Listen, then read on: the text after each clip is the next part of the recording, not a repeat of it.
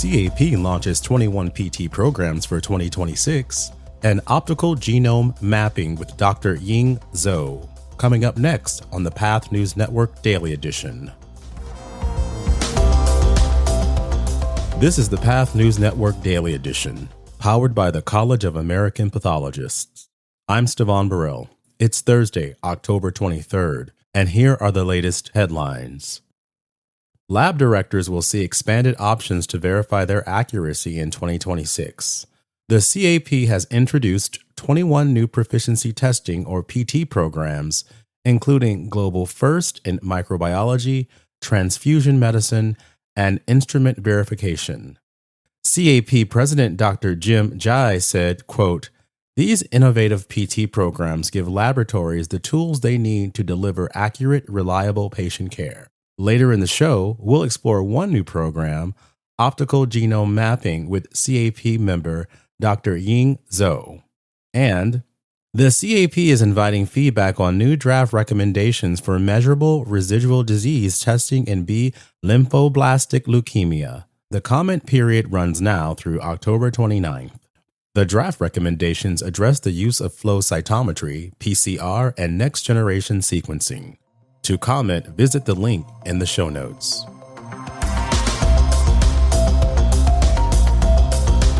Before the AMP annual meeting event begins, pathologists can sharpen their inspection skills in Boston.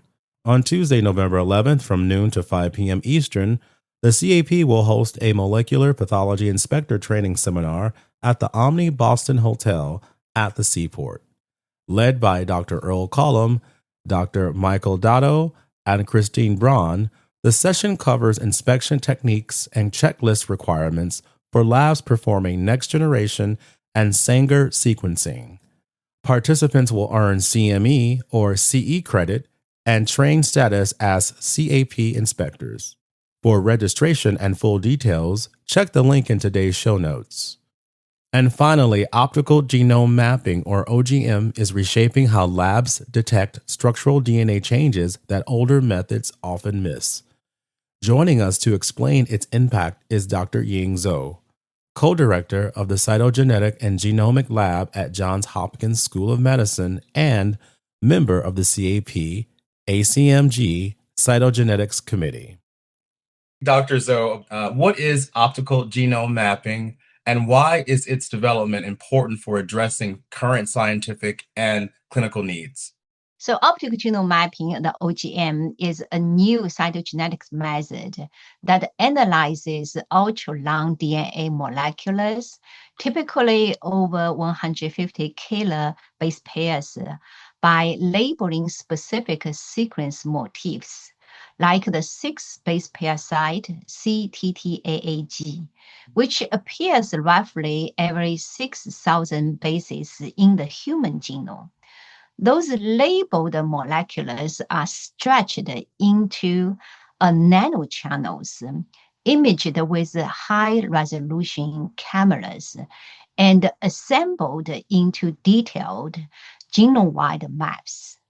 So those maps reveal the structural variants, or SVs, like insertions, deletions, gains, and inversions, translocations, and copy number variants, down to about 500 base pairs in resolution, covering the entire genome. Clinically, OGM is a game changer for positional medicine, offering a single test to detect all SV types, which is important for diagnosing conditions like cancer, leukemia, or developmental disorders where hidden SVs affect treatment decisions.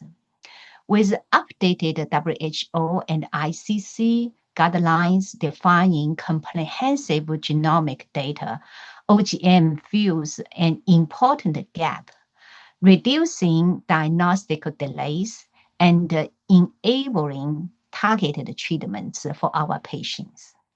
Now, how does OGM improve laboratory quality and accuracy compared to other more traditional methods?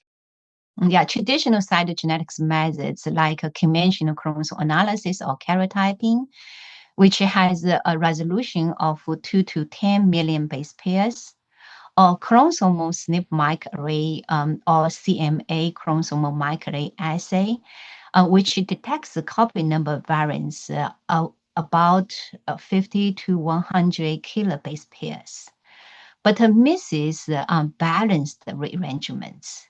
Therefore, we require multiple tests to catch all SVs.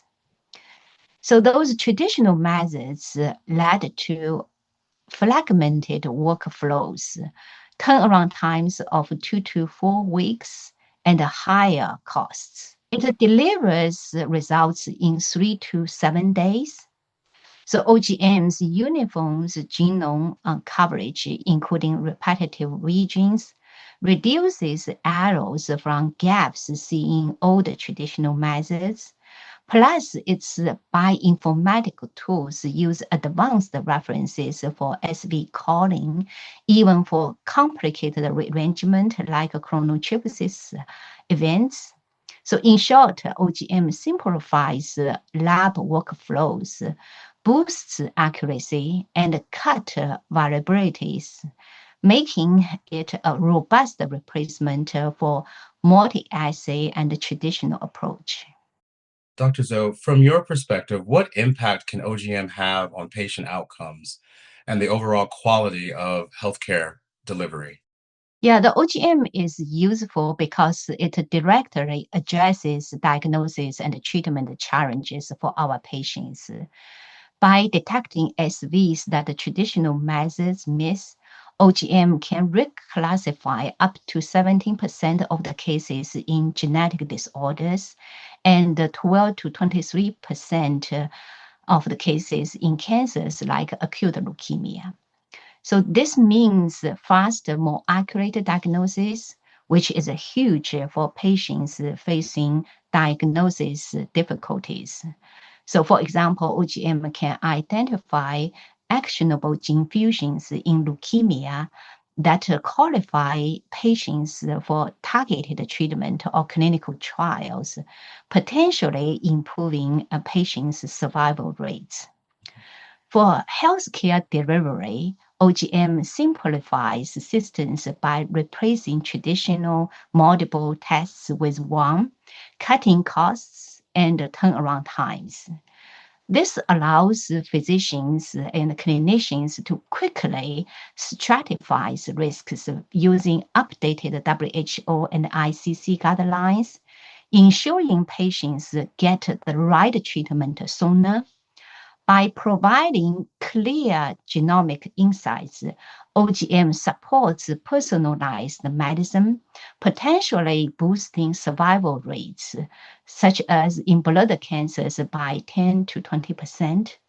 Finally, it empowers unbiased, evidence-based care, reducing emotional and financial burdens, and improving quality of the life for our patients. For labs who are looking at this new product for the Renewal 26, what are any final thoughts that you would like to let them know or just to keep in mind or have them remember about the importance of OGM and why they should, actually Mhm. get the product? Yeah, OGM is more than a method or tool. It's next generation genetics. For researchers, it's unlocking new insights into genetic architecture across species. So for our physicians and clinicians, it's a path to positional diagnosis, personalized medicine that can save lives. And for patients, it offers hope for answers and a guide to targeted treatments. So my advice to everyone listening, whether you are in the lab, or clinical, or promoting for your patients, is to accept it, optical genome mapping, and push for the validation studies, standardized reporting, and involving CAP, OGM proficiency test surveys. So let's use it to map genomes and improve patients' outcome together. That's all we have for today. You can find us on Apple Podcast, Amazon Music, or Spotify. Subscribe on your favorite platform. Look for more news like this in our weekly newsletters published every Tuesday and Thursday. We're back tomorrow at 5 a.m. Eastern with more CAP news. For the Daily Edition, I'm Stevan Burrell. Have a great day.